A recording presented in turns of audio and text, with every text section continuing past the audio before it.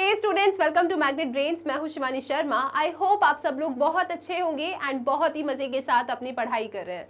So students, आप लोग जानते हैं मैग्नेट ब्रेन्स एक ऐसा प्लेटफॉर्म है जहां क्लास केजी से class 12 plus different competitive exams की तैयारी आप लोग बिल्कुल फ्री ऑफ कॉस्ट कर सकते हो। तो यहाँ ना तो आपको कोई सब्सक्रिप्शन लेना है और ना ही कोई कूपन कोड परचेज करना है, बस मन लगा के बहुत अच्छे तरीके से आप लोगों को पढ़ाई करनी है। सो क्लास 12 मैथ स्टूडेंट्स, इस वीडियो में हम डिस्कस करने वाले हैं chapter number 4 that is determinants, और इसमें भी आज हम डिस्कस करेंगे चैप्टर 4 डिटर्मिनेंट्स के एमसीक्यू क्वेश्चंस। तो जितने भी इंपॉर्टेंट डिफरेंट पैटर्न के एमसीक्यू क्वेश्चन हो सकते हैं फ्रॉम चैप्टर नंबर 4, आज इस वीडियो में हम उन सबको डिस्कस कर लेंगे। ओके, तो स्टार्ट करते हैं। सबसे पहले पहला क्वेश्चन। सो फर्स्ट क्वेश्चन आपसे कहता है कि if A is a square matrix of order 3, तो यहाँ पे आप अंडरलाइन कर लो, ए कैसी मैट्रिक्स है, एक स्क्वायर मैट्रिक्स है ऑर्डर 3 का, and determinant of A is equal to -5, then determinant of adjoint of A क्या होगा ये आपको बताना है। Determinant of adjoint of A क्या होगा। सो यहाँ पे हमारे पास ए मैट्रिक्स का ऑर्डर गिवन है, कितना है, 3 है। हमारे पास डिटर्मिनेंट ऑफ ए गिवन है, कितना है, -5 है। हमें इस क्वेश्चन में क्या चाहिए, हमें इस क्वेश्चन में चाहिए determinant of adjoint of A.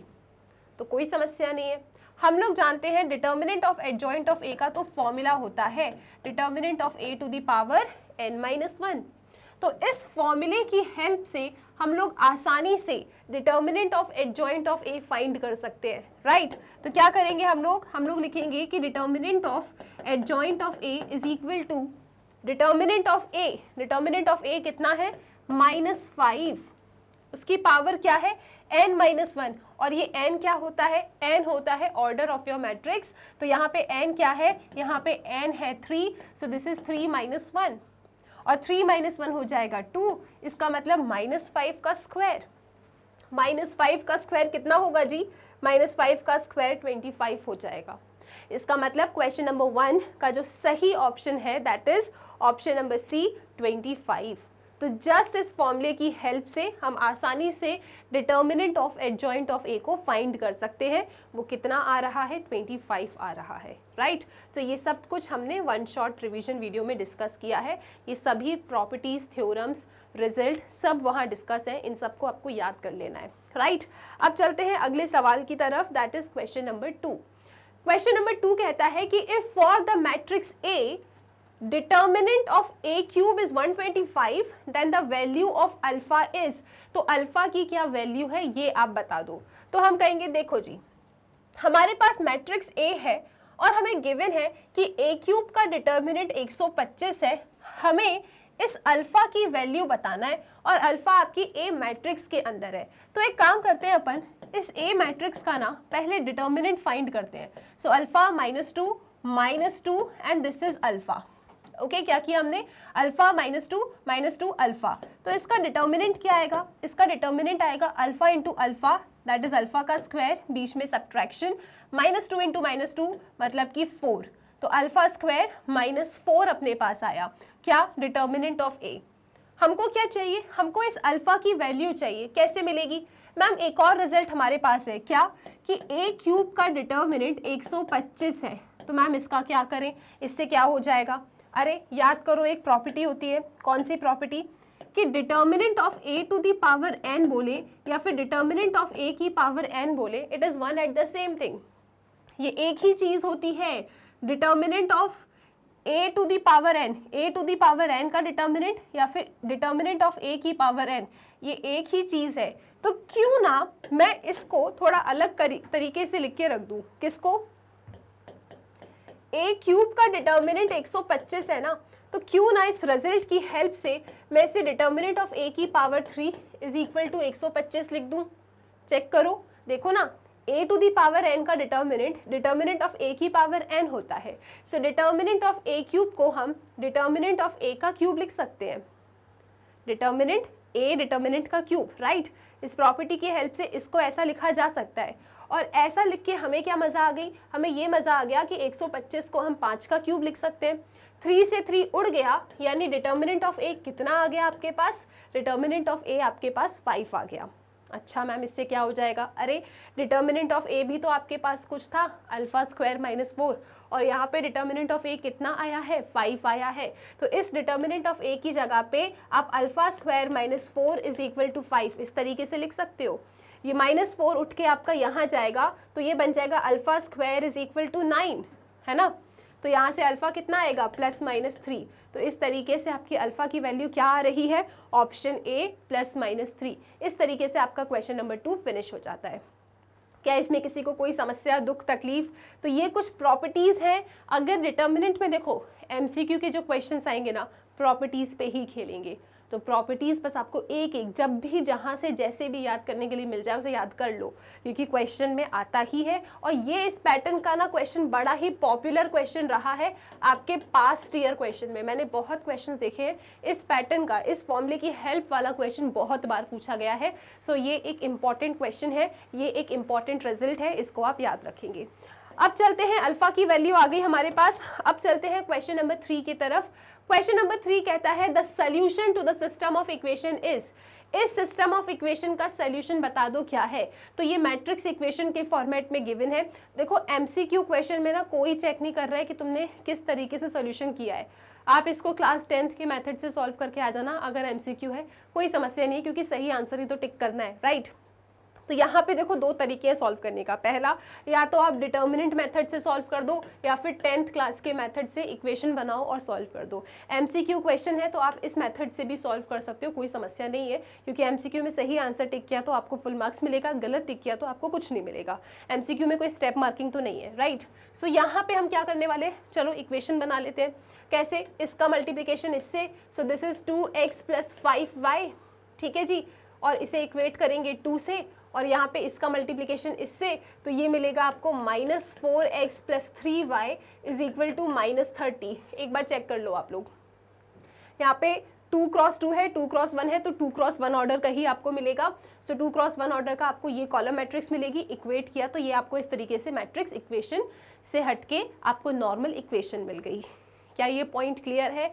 अगर आप चाहें तो डिटर्मिनेंट मेथड से सॉल्व कर सकते हो, क्लास 10th मेथड से सॉल्व करना है इक्वेशन बना के, वो भी कर सकते हो। कैसे इक्वेशन बनाओगे, पहले इन दोनों का प्रोडक्ट ले लेना, कॉलम मैट्रिक्स मिलेगी, फिर इस कॉलम मैट्रिक्स को इस कॉलम मैट्रिक्स से इक्वेट कर देना, आपका आंसर सामने आ जाएगा। मैम आंसर तो नहीं आया, अरे ठीक है, आपकी इक्वेशन सामने आ जाएगी। अब इस इक्वेशन को एलिमिनेशन मेथड से सॉल्व करके गायब कर दो, राइट। तो एक काम करते हैं, पहले इक्वेशन में 2 का मल्टीप्लाई कर देते हैं। सो ये बन के आएगा 4x + 10y is equal to 4, और ये है -4x + 3y is equal to -30। इसका मतलब ये आपका गायब हो गया। दिस इज 13y और ये आ रहा है -26, मतलब y आ रहा है -2। y कितना आ गया, -2। किसी भी एक जगह पे जाके y की वैल्यू रख दो, आपको x मिल जाएगा। तो सपोज हमने यहाँ रख दिया, सो दिस इज -4x, y की जगह पे -2 रखा, so -6 equal to -30, so -4x is equal to -24। ये माइनस से माइनस उड़ गया, यानी x इज इक्वल टू कितना आ गया जी, x इक्वल टू 6 आ गया। सो x 6 आ रहा है और y आपका -2 आ रहा है। तो सोल्यूशन कितना निकला, 6, -2 निकला।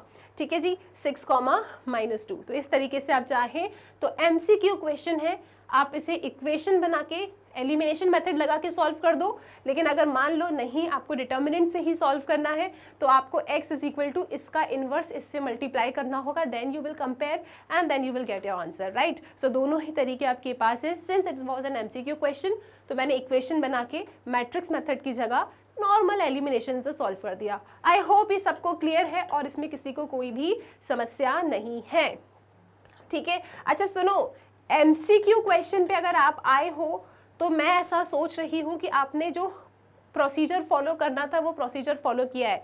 प्रोसीजर क्या है कि आपने बहुत साल पहले अपनी NCERT पढ़ ली थी। अरे ऐसी बात मत करो, 4-5 महीने पहले ही पढ़कर आए हो, ठीक है। उसके बाद आपने 1 शॉट देखा, ये 1 शॉट तो आपने 3-4 दिन पहले ही देखा होगा, ठीक है। 2 दिन पहले ही वीडियो आया है 1 शॉट का, 1 शॉट देख लिया होगा। उसके बाद आपने यहाँ पे मोस्ट एक्सपेक्टेड क्वेश्चन को फॉलो किया होगा एंड देन आप लोग MCQ क्वेश्चन पे आए हो। तो इसीलिए थोड़ी सी स्पीड आपको MCQ में ज़्यादा मिलेगी, क्योंकि मैं ऐसा मान के चल रही हूँ, क्योंकि पूरा दिमाग में आपके फ्रेश है, जस्ट अभी हमने वन शॉट और मोस्ट एक्सपेक्टेड सीखा है, चीज़ें एकदम फ्रेश है, बस फटाफट हम क्वेश्चंस को सॉल्व करते जा रहे हैं। ठीक है जी, क्लियर है ये? ओके। और रोड मैप में मैंने आपको बताया था कि हमारा टारगेट क्या है, MCQ से 1 मार्क्स पक्का करना, मोस्ट एक्सपेक्टेड से 2, 3, 5 मार्क्स के क्वेश्चंस को टारगेट करना। बहुत ही जल्दी यूनिट वाइज आपको केस स्टडी क्वेश्चंस भी मिलेंगे, बस आपको अभी इन चीज़ों को फॉलो करते चलना है, राइट? तो आपकी पूरी तैयारी होगी, आपको कोई टेंशन नहीं लेना है। आई होप क्वेश्चन 3 क्लियर है। क्वेश्चन नंबर 4 की तरफ चलते हैं और जल्दी से इसको सॉल्व करते हैं। क्वेश्चन 4 कहता है कि if A is a skew symmetric matrix, okay, जिसका ऑर्डर है 3, then the value of determinant of A is, ये आप बता दो। तो कभी टेंशन मत लिया करो, जो भी चीज ये लोग देते हैं ना, आप उसे मैथमेटिकली लिखो। इनने क्या कहा कि A एक स्क्यू सिमेट्रिक मैट्रिक्स है। स्क्यू सिमेट्रिक मैट्रिक्स है मतलब A dash is equal to minus of A है। A is a skew symmetric matrix का मतलब क्या है, A dash equal to minus of A। हमने कहा ठीक है, और इसका ऑर्डर क्या है, इसका ऑर्डर है 3। ठीक है जी, तो आपको बताना है value of determinant of A, value of determinant of A आपको बताना है। मैंने कहा यार ये कैसे बताऊं मैं, तो मेरे दिमाग में एक आइडिया आया। क्या आइडिया आया, मुझे डिटर्मिनेंट ऑफ A चाहिए ना। मैंने कहा देखो A dash equal to minus of A है, चलो इन दोनों का डिटर्मिनेंट लेते हैं। तो इसका डिटर्मिनेंट आएगा A डैश और यहाँ पे डिटर्मिनेंट आएगा माइनस A का डैश। मॉड्यूलस नहीं लिया, दोनों तरफ डिटर्मिनेंट ले लिया, इसका भी डिटर्मिनेंट, इसका भी डिटर्मिनेंट। अब यहाँ पे ना प्रॉपर्टीज का भंडार आएगा डिटर्मिनेंट में। सबसे पहली प्रॉपर्टी, ठीक है, अब जितने भी बच्चों ने वन शॉट देखा होगा ना, तो वो खुश हो रहे होंगे क्योंकि उनको पता है मैम कौन कौन सी प्रॉपर्टी है। लास्ट में जितनी भी आपको प्रॉपर्टीज दी थी ना, उससे हटके कुछ नहीं मिलने वाला आपको, राइट? उन्हें याद कर लो, सब आपका हो जाएगा। सो यहाँ पे 2 प्रॉपर्टीज है। क्या आप में से कोई मुझे बताएगा कि मैं इसमें कौन सी प्रॉपर्टी लगाने वाली हूँ और इसमें कौन सी प्रॉपर्टी लगाने वाली हूँ? आप लोग बताइए ज़रा, सोचो, जल्दी से बताओ क्या दिमाग में आ रहा है। ठीक है, बिल्कुल सही सोच रहे हो कि डिटर्मिनेंट ऑफ A डैश, तो मैम डिटर्मिनेंट ऑफ A होता है किसी मैट्रिक्स का ट्रांसपोज ले लो तो उसका डिटर्मिनेंट और ओरिजिनल मैट्रिक्स का डिटर्मिनेंट सेम होता है। दूसरी प्रॉपर्टी ये है मैम कि अगर किसी स्केलर का मल्टीप्लिकेशन करते हो किसी मैट्रिक्स में और फिर आप उसका डिटर्मिनेंट ले रहे हो, so this is equal to k to the power n determinant of A, where n is the order of your matrix. ठीक है, तो यहां पे लग जाएगी पहली प्रॉपर्टी और यहां पे लग जाएगी दूसरी प्रॉपर्टी। यानी हम लिखेंगे कि आपका डिटर्मिनेंट ऑफ A डैश क्या होगा जी, डिटर्मिनेंट ऑफ A ही होगा, क्योंकि ट्रांसपोज A डैश का डिटर्मिनेंट ऑफ A के बराबर होता है। फिर यहाँ पे देखें आप, दिस इज डिटर्मिनेंट -1, यहाँ पे लिखा A, ये रहा डिटर्मिनेंट। तो यहाँ पे आपका K क्या है, -1। प्रॉपर्टी नंबर 2 को ध्यान से देखो, K इंटू A, आपका K कौन है, -1, तो वो कैसे ओपन होगा, वो ओपन होगा -1 की power n determinant of A।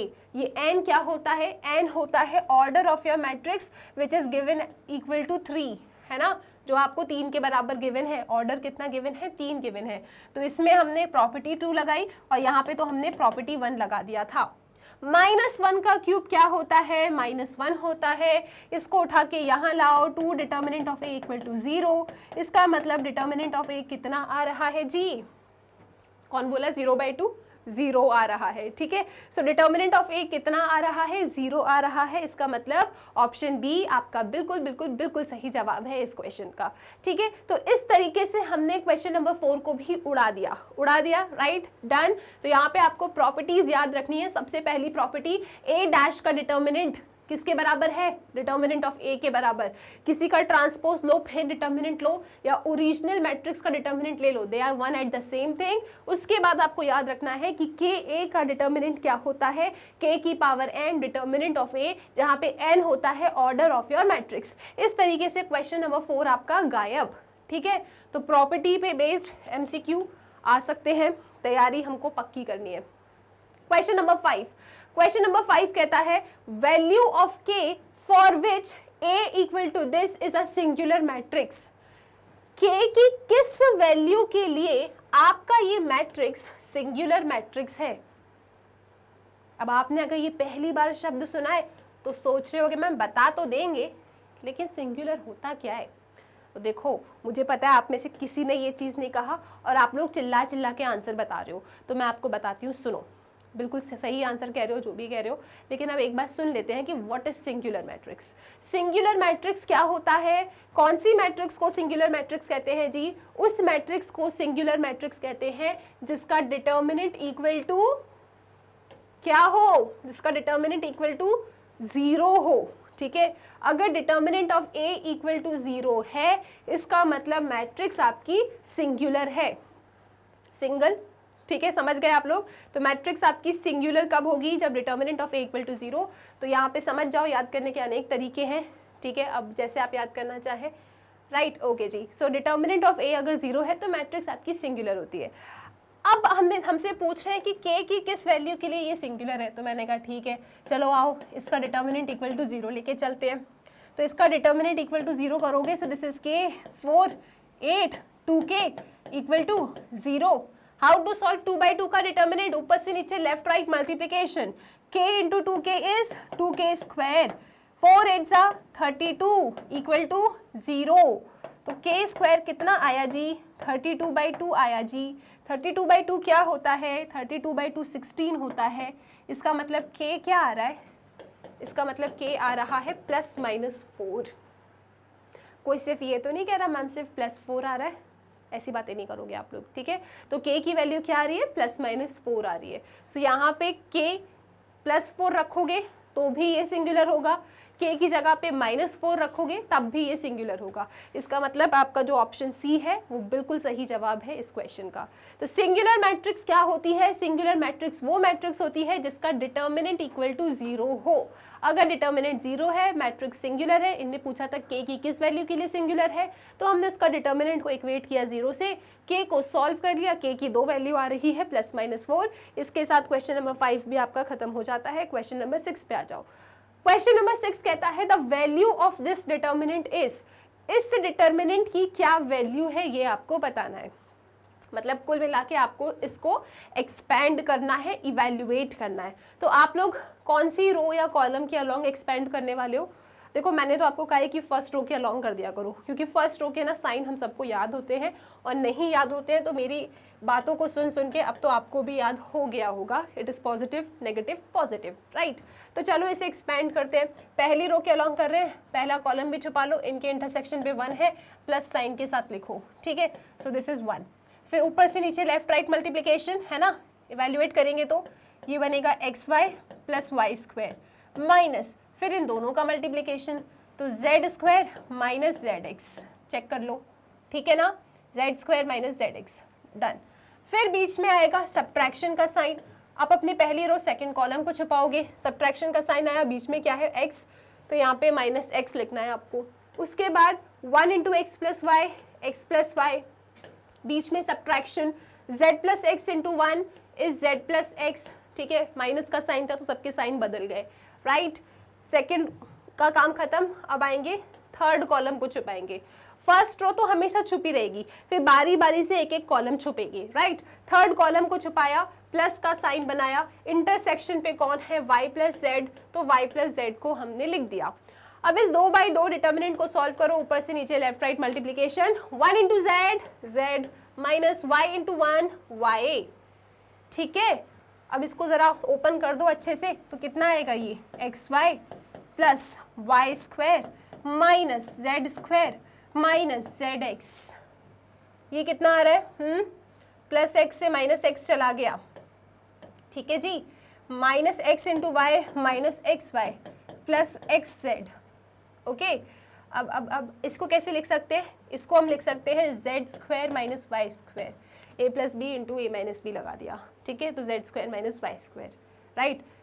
Z plus y, z minus y, z square minus y square. Okay जी, अब कौन जा रहा है देखना जरा।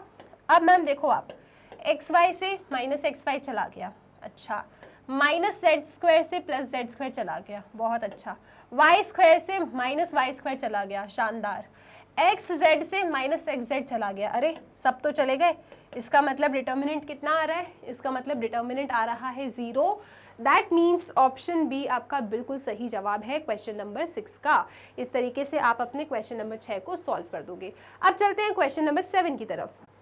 सो क्वेश्चन नंबर 7 आपसे कहता है कि given that A is equal to AIJ is a square matrix of order 3x3 and determinant of A is equal to -7, तो आपको बताना है कि इसकी क्या वैल्यू होगी।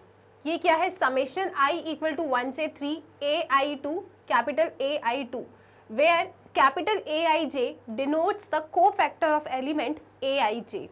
हमने कहा ठीक है, तो सबसे पहले यहाँ पे आप ये देखो कि इसको ना एक्सपेंड कैसे करेंगे। ये क्या लिखा है, ये लिखा है summation of I equal to 1 से लेके 3 AI2 कैपिटल AI2, है ना, ऐसे लिखा है। चलो इसे एक्सपेंड करते हैं। तो I की वैल्यू 1 से लेके 3 तक आपको लेनी है, तो सबसे पहले हमने लिया 1, सो A12 प्लस, ठीक है, पहले I की वैल्यू ले ली आपने, यहाँ पे पहली I की वैल्यू 1 रखी, फिर समेशन का मतलब होता है प्लस, आपने प्लस बनाया। फिर नेक्स्ट I की वैल्यू अब क्या लोगे, 2, तो जहाँ पे भी I है वहाँ पे 2 रख दो। सो दिस इज A22 इस तरीके से हो गया ये। फिर बनाएंगे बीच में प्लस, कि जैसे ही आपने एक I की वैल्यू यहाँ पे रख दी, फिर आपको प्लस बनाना है और तीसरी I की वैल्यू लेना है। वो क्या है, I इक्वल टू 1 से लेके 3 है, मतलब I की वैल्यू 1, 2 एंड 3 है। 1 हमने ले लिया, 2 हमने ले लिया, अब हम लेंगे 3। सो this is A32 and A32। इस तरीके से ये एक्सपैंड हो रहा है, हमको इसकी वैल्यू बताना है। इन्हें साफ साफ कहा है कि जो स्मॉल AIJ टाइप के एलिमेंट्स है वो रिप्रेजेंट करते हैं आपके मैट्रिक्स के एलिमेंट, और जो कैपिटल AIJ है वो रिप्रेजेंट करता है कोफैक्टर। हम लोग जानते हैं एलिमेंट और कोफैक्टर में ना इसी टाइप का हमने कुछ रिलेशन सीखा था।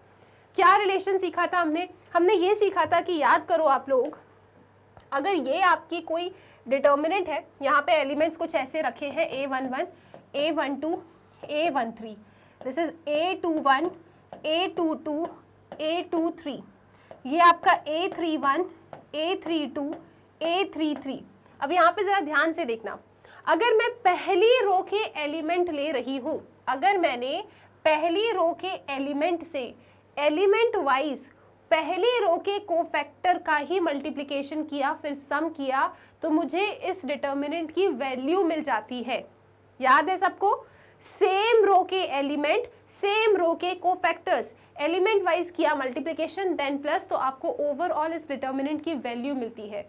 तो अगर आपके एलिमेंट और कोफैक्टर सेम रो के हैं, एलिमेंट भी सेम रो का है और कोफैक्टर भी अगर सेम रो का है, और फिर उनका रिस्पेक्टिव मल्टीप्लिकेशन किया है, देन हमें क्या मिलता है, और फिर सम कर दिया, देन हमें क्या मिलता है, डिटर्मिनेंट। ठीक है, same row same column, element भी सेम रो का है, कोफैक्टर भी सेम रो का है, तो इनका मल्टीप्लिकेशन फिर से प्लस आगे के एलिमेंट और कोफैक्टर, तो आपको डिटर्मिनेंट की वैल्यू मिलेगी। और मान लीजिए सेम कॉलम का एलिमेंट है, सेम कॉलम का एलिमेंट है और कोफैक्टर भी आपके सेम कॉलम का है, तो भी उनका मल्टीप्लिकेशन एंड एडिशन आपको डिटर्मिनेंट की वैल्यू ही देता है। ठीक है, लेकिन अगर क्या हो गया कि रो कोई और है, सपोज एलिमेंट आपके रो 1 का है और कोफैक्टर आपने रो 2 का ले लिया, फिर इनका प्रोडक्ट किया, सम किया, तो आपको 0 मिलता है। ठीक है, ये बातें आपको याद रखनी है। तो रो 1 का एलिमेंट और रो 2 का कोफैक्टर ले लिया, या फिर रो 1 का एलिमेंट रो 3 का कोफैक्टर ले लिया, प्रोडक्ट का सम किया, तो 0 मिलेगा। सेम कहानी कॉलम के लिए होती है। कॉलम आपने 2 ले लिया सपोज, और यहाँ पे कोफैक्टर आपने ले लिया कॉलम 1 का, तो इनका प्रोडक्ट का सम भी आपको 0 देगा। ठीक है, अब हमको पता करना है कि बेसिकली यहाँ पे क्या हुआ है, यहाँ पे क्या हो रहा है, चेक करो जरा। मैम यहाँ पे ये लोग ने ना सेकेंड कॉलम लिया है, देखो जरा आप, इनने क्या लिया है, सेकेंड कॉलम A12 कहाँ है, ये रहा, A22 कहाँ है, ये रहा, A32 कहाँ है, ये रहा। तो मैम जो एलिमेंट्स है ना इनके, वो सेकेंड कॉलम के हैं, और कोफैक्टर भी मैम सेकंड कॉलम का ही है। A12 मतलब second column, A22 second column, A32 second column, यानी सेकंड कॉलम के ही एलिमेंट लिया है और सेकंड कॉलम के ही कोफैक्टर्स लिया है, रिस्पेक्टिवली इनका मल्टीप्लिकेशन एंड एडिशन किया है। इसका मतलब मैम सेम कॉलम का एलिमेंट है, सेम कॉलम का कोफैक्टर है, तो ये जो है ना, ये होगा डिटर्मिनेंट ऑफ A के बराबर। और डिटर्मिनेंट ऑफ ए हमें कितना गिवन है, डिटर्मिनेंट ऑफ ए हमको -7 गिवन है। इसका मतलब इसका आंसर, इस समेशन का आंसर कितना है, इस समेशन का आंसर -7 है। That means option B is the perfect answer of the given question.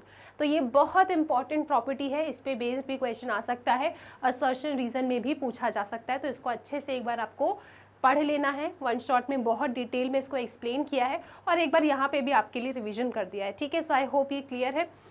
Question 8 पे आ जाओ। क्वेश्चन 8 कहता है कि if A is an invertible matrix of order 2, ए एक इन्वर्टिबल मैट्रिक्स है, इसका क्या मतलब है कि ए का इन्वर्स मिल सकता है। अच्छा, तो आपको बताना है कि डिटर्मिनेंट ऑफ ए इन्वर्स क्या होगा। ये जो ऐसे लिखा है इसको ऐसे लिखेंगे, DET मतलब determinant, determinant of A inverse क्या है ये आपको बताना है। अच्छा, और ए एक ऐसी मैट्रिक्स है, ए एक इन्वर्टिबल मैट्रिक्स है जिसका ऑर्डर है 2।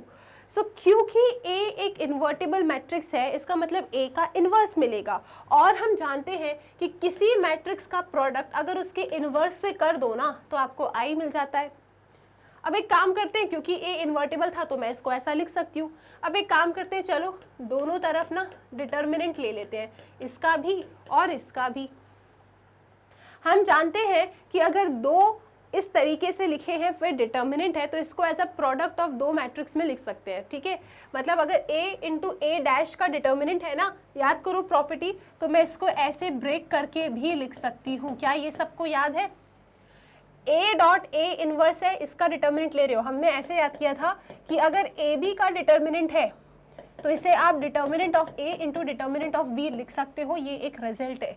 तो उसी रिजल्ट की हमने हेल्प यहाँ पे ले ली। ये दोनों प्रोडक्ट में है, बाहर डिटर्मिनेंट है तो इसको डिटर्मिनेंट अलग दिया, उसको डिटर्मिनेंट हमने अलग दे दिया, ठीक है। तो इस तरीके से लिख दिया। अच्छा, आइडेंटिटी का डिटर्मिनेंट क्या होता है? Determinant is a value, identity का डिटर्मिनेंट होता है 1। नहीं मानते तो चेक कर लो, आइडेंटिटी का डिटर्मिनेंट होता है 1, ठीक है। इसके बाद हमें क्या चाहिए? हमें डिटर्मिनेंट ऑफ ए इनवर्स चाहिए, ए इनवर्स का डिटर्मिनेंट चाहिए। तो ए इनवर्स के डिटर्मिनेंट को यहीं रखते हैं और इस वाले डिटर्मिनेंट को यहाँ नीचे ले जाते हैं। सो ऐसा कोई ऑप्शन है क्या आपके पास? मैम ऐसा तो कोई ऑप्शन नहीं है। अरे ध्यान से देखो, ये क्या लिखा है basically, this is determinant of A inverse, ठीक है, is equal to 1 upon determinant of A को हम कैसा लिख सकते हैं? डिटर्मिनेंट ऑफ ए लिख सकते हैं। मतलब आपका जो सही जवाब है इस क्वेश्चन का वो क्या है? Option B. So option B आपका परफेक्ट आंसर हो जाता है इस गिवन क्वेश्चन का। इस तरीके से आपको इस क्वेश्चन को टारगेट करना था, ठीक है। सो आई होप ये क्लियर है। चलते हैं नेक्स्ट क्वेश्चन की तरफ, that is question number 9। Question number 9 देखो, याद करो आपका ये जो चैप्टर डिटर्मिनेंट है ना, इसको ना कितने टुकड़ों में डिवाइड करके आपको पढ़ना चाहिए। सबसे पहले आपको एक्सपेंशन बहुत अच्छे से आना चाहिए।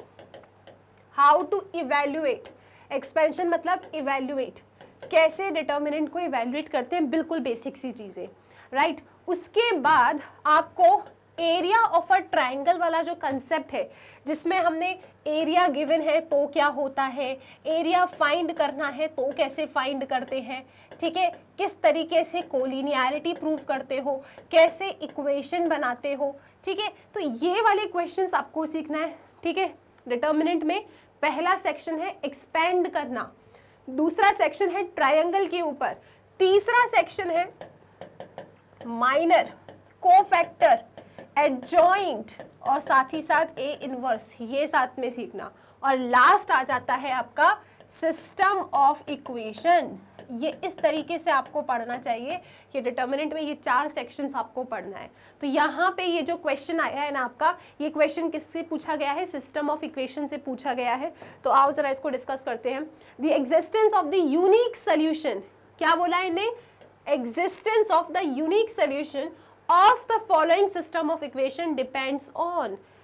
इन सिस्टम ऑफ इक्वेशन का यूनिक सोल्यूशन का आना, यूनिक सोल्यूशन का आना इसमें से किस पे डिपेंड करता है? म्यू पे, लैम्डा एंड म्यू दोनों पे, नाइदर लैम्डा पे नॉर म्यू पे। अब ये है कहाँ? सी, म्यू आपका इन इक्वेशन में फंसा हुआ है, लैम्डा इज इक्वल टू किस साइड में फंसा है। तो ये पूछ रहे हैं कि इन सिस्टम ऑफ इक्वेशन का आपको आंसर यूनिक सोल्यूशन मिले, ये किस पे डिपेंड कर रहा है? तो मैंने कहा ठीक है, टेंशन की क्या बात है।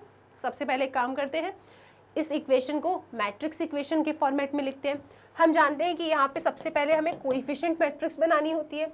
तो कोएफिशिएंट मैट्रिक्स क्या होती है? एक्स वाई जेड के कोएफिशिएंट्स को लिखना। यहाँ पे एक्स वाई जेड के कोएफिशिएंट्स है 1 1 1, यहाँ पे एक्स वाई जेड के कोएफिशिएंट है 5 -1 म्यू, यहाँ पे एक्स वाई जेड के कोएफिशिएंट्स है 2 3 -1। तो ये रही हमारी ए मैट्रिक्स, राइट। उसके बाद एक हमारी वेरिएबल मैट्रिक्स होती है जिसे हम कॉलम के फॉर्मेट में लिखते हैं, और एक हमारी कांस्टेंट वाली मैट्रिक्स होती है, वो भी कॉलम के फॉर्मेट में लिखी जाती है, और वो इज इक्वल टू की इस साइड वाली मैट्रिक्स होती है। तो यहाँ पे लिखा है लैम्डा 10 और 6। ये इस तरीके से हमने अपनी मैट्रिक्स बना ली। अब हम जानते हैं कि जो सोल्यूशन के बारे में हमसे लोग बात कर रहे हैं ना, तो सोल्यूशन यूनिक होगा, इनफाइनाइट होगा या नो सोल्यूशन होगा, ये पूरा डिपेंड करता है किसके ऊपर?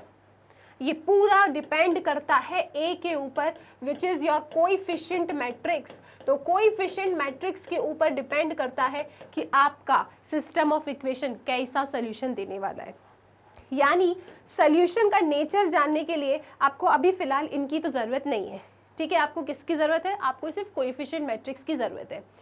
अब इसमें भी ये लोग हमसे पूछ रहे हैं कि ये बताओ यूनिक सोल्यूशन किसके ऊपर डिपेंड कर रहा है।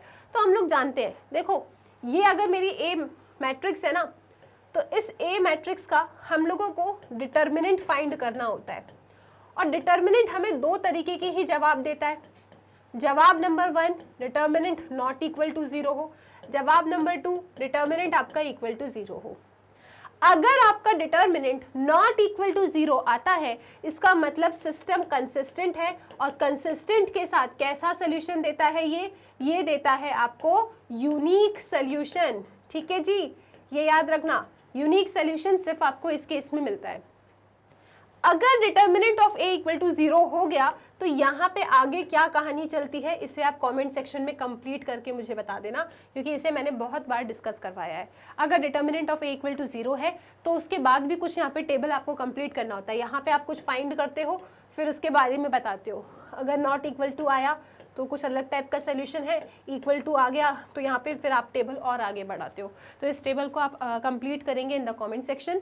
हमें फिलहाल बात करनी थी कि इसमें इस सिस्टम ऑफ इक्वेशन पे किसके ऊपर डिपेंड कर रहा है यूनिक सोल्यूशन का आना है। एग्जिस्टेंस ऑफ यूनिक सोल्यूशन किस पे डिपेंड कर रहा है? तो देखो हमें यहाँ पे यूनिक सोल्यूशन कब मिलता है? जब determinant of A not equal to 0 हो।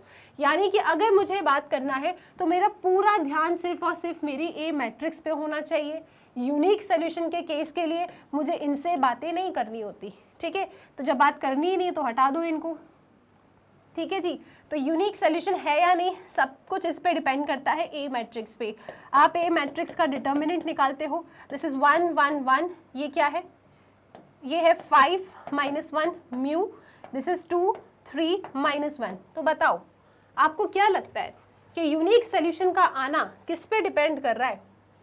मैम ए मैट्रिक्स पे। और ए मैट्रिक्स के अंदर लैम्डा है कि म्यू है कि दोनों है?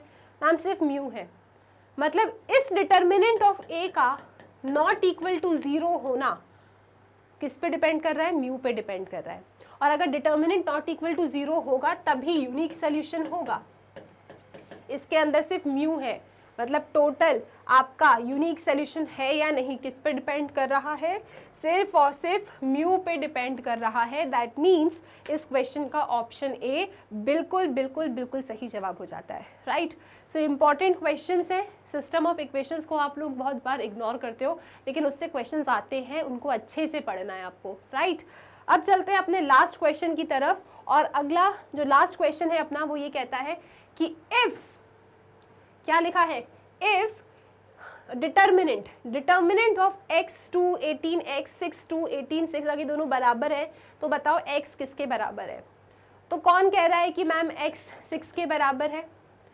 किसने कहा कि x की वैल्यू 6 है?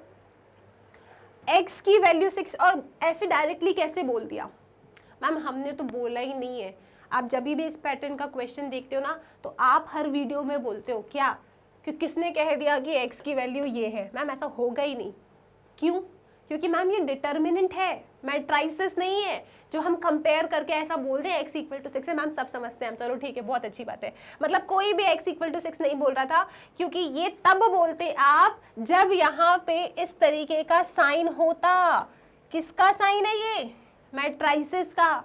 लेकिन इस क्वेश्चन में मैट्राइसिस थोड़ी पूछ रहे हैं, डिटर्मिनेंट बराबर है, फिर बताओ x क्या है। तो आप कहोगे मैम हम जानते हैं, डिटर्मिनेंट को एक्सपेंड करेंगे, इवेल्युएट करेंगे, then we will equate it. ये ऐसा नहीं करेंगे कि इसको इसके बराबर और देखो ये भी इसके बराबर है तो आंसर 6। मैम नहीं दे रहे ऐसा आंसर, बिल्कुल सही जवाब ऐसा कोई भी आंसर नहीं देगा, because it is not matrices, it is determinant. और डिटर्मिनेंट में हमें सॉल्व करना होता है, तो हम इसे सॉल्व करेंगे इस 2/2 डिटर्मिनेंट को। ऊपर से नीचे left right multiplication, x square minus 18 into 2 36 equal to ऊपर से नीचे लेफ्ट राइट मल्टीप्लीकेशन 36, 18 2 ज़ा 36, यानी ये तो चला गया, ये चला गया तो कितना आया? 0 आया। इसका मतलब एक्स स्क्वायर कितना आ रहा है? 36। मतलब एक्स कितना आ रहा है? +-6। इसका मतलब आपका जो ऑप्शन बी है वो सही जवाब है। ठीक है, तो ऐसा गलत करवाने के लिए ना आपको परेशानी में डाल सकते हैं पेपर वाले। पता है क्या करेंगे? क्वेश्चन नंबर 1 सपोज मैट्राइसिस की इक्वालिटी दे दी, क्वेश्चन नंबर 2 डिटर्मिनेंट की इक्वालिटी दे देंगे। तो आपने ऊपर मैट्राइसिस का क्वेश्चन किया, आप बोलोगे क्या मैम सेम क्वेश्चन दे दिया, और फिर सॉल्व करके आ जाओगे, राइट। तो आपको जब एग्जाम सॉल्व करो ना, एग्जाम में क्वेश्चन पेपर जब अटेम्प्ट करते हो तो बिल्कुल आपका ध्यान आपके क्वेश्चन पेपर पे होना चाहिए। एक एक साइन जो क्वेश्चन पेपर वाले यूज़ कर रहे हैं, छोटी छोटी कंडीशन जो वो लोग दे रहे हैं ना, उन सब पे आपका अच्छे से ध्यान होना चाहिए। ठीक है, तो अभी पढ़ते वक्त भले ही गलती कर लो, लेकिन एग्जाम हॉल में गलती नहीं करना है। ठीक है जी, सो आई होप ये क्वेश्चन क्लियर है। सिंस डिटर्मिनेंट था तो हम इसे इवैल्यूएट करके ही इक्वेट करते हैं, यहाँ कोई करस्पॉन्डिंग टर्म्स इक्वल नहीं होते हैं, इसको आप लोग याद रखेंगे। इसके साथ हमने 10 क्वेश्चन डिटर्मिनेंट से डिफरेंट पैटर्न के डिस्कस कर लिए। आई होप आपको सभी क्वेश्चंस को सॉल्व करने में बहुत मज़ा आया होगा। नेक्स्ट वीडियो में मिलेंगे चैप्टर नंबर 4 डिटर्मिनेंट्स के टेस्ट पेपर के साथ।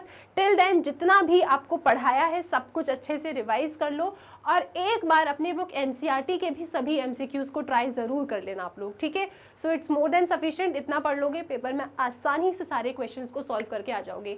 स्टूडेंट्स, आप लोग जानते हैं मैग्नेट ब्रेन्स एक ऐसा प्लेटफॉर्म है जहाँ क्लास केजी से class 12 plus different competitive exams की तैयारी आप लोग बिल्कुल फ्री ऑफ कॉस्ट कर सकते हो।